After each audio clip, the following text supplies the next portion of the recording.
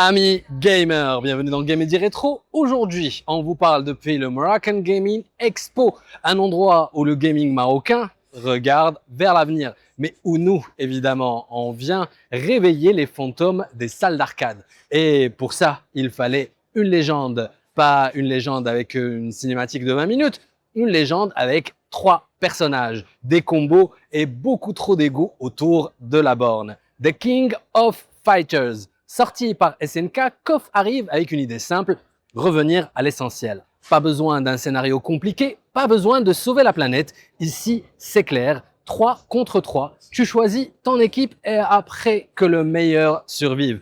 Au Maroc, ce jeu avait une place spéciale. Dans certaines salles, KOF n'était pas une borne, c'était un tribunal. Tu joues mal, le public juge. Tu rates ton combo, le public juge. Tu choisis Iori, le public dit « Ah, d'accord, toi, tu veux gagner salle ».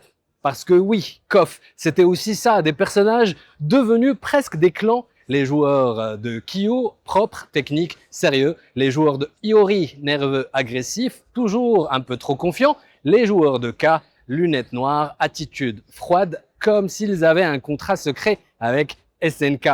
Et puis, il y avait toujours ce joueur, celui qui connaissait tous les combos, tous les timings, tous les cancels, mais qui disait quand même « Non, moi, je joue juste pour le fun ».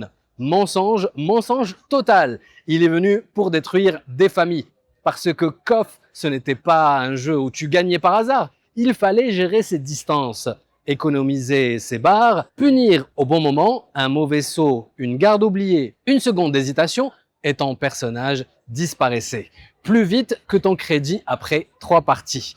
Mais le plus fort avec KOF, c'était la pression. Parce que tu ne jouais jamais vraiment seul. Tu jouais devant les autres, avant le online, avant les streams, avant les rankings.